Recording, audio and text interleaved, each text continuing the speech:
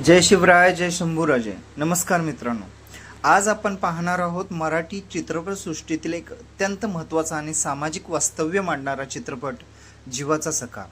1948 साली भारत नुकताच स्वातंत्र्याच्या उंबरठ्यावर होता आणि तेव्हा हा फिल्म आला. समाज बदलत होता आणि ग्रामीण भागात अजूनही अन्याय, गरिबी आणि सावकारशाही यांचं सावट कायम होतं. अशाच काळात अत्यंत वास्तवदर्शी चित्रण या चित्रपटात पाहायला मिळतं. या चित्रपटाचे दिग्दर्शन राजा परांजपे यांनी केलं आहे. त्यांनी केवळ दिग्दर्शक म्हणून नाही तर कलाकार म्हणून प्रभावी कामगिरी बजावली आहे. कथा, पटकथा आणि संवाद ग दि माडगूळकर म्हणजे गदिमा यांचे आहेत.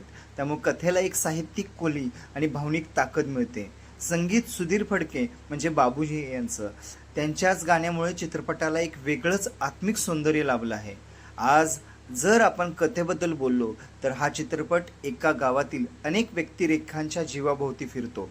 गावातील एक सावकार आपल्या सत्तेचा आणि पैशाचा गैरवापर करून गरीब कुटुंबाला जखडून ठेवतोय.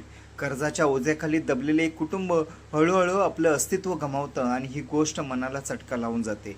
या कथेत सखाराम नावाचा एक प्रामाणिक आणि निष्ठावान कारागीर आहे, जो आयुष्यभर आपल्या मालकाची सेवा करत राहतो.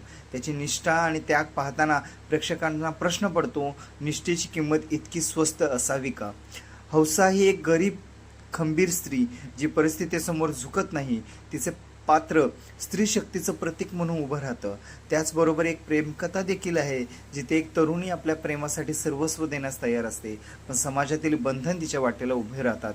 या सर्व कथांचा जोडणारा दुवा म्हणजे निर्दयी सावकार, जो कथेचा आर्थिकच नाही तर नैतिकदृष्ट्याही भ्रष्ट आहे.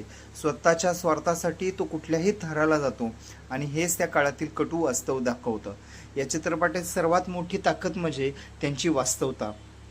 कोणताही दिखावा नाही, कोणताही अतिरंजित नाट्य नाही, फक्त खरं आयुष्य. म्हणूनच हा सिनेमा त्या काळात कित्येक आठवडे म्हणजे 40 आठवडे हाऊसफुल चालला आणि आजही तो तितकाच प्रभावी वाटतो. अभिनेत्री सुलोचना चंद्रकांत यांचा अभिनय अत्यंत नैसर्गिक आहे. प्रत्येक पात्र आपल्याला खऱ्या आयुष्यात भेटल्यासारखं वाटतं. सुधीर फडके यांची गाणी ती केवळ ऐकण्यासाठी नाही तर अनुभवण्यासाठी आहेत. शेवटी इतकंच म्हणणं की जीवाचा सखा हे फक्त चित्रपट नाही तर त्या काळातील समाजाचा आरसा आहे. जर तुम्हाला जुने मराठी चित्रपट आणि सामाजिक कथा आवडत असतील तर हा सिनेमा नक्की पहा, कारण काही कथा अशा असतात त्या काळ बदलला तरी मनावर कायम कोरल्या जातात. धन्यवाद.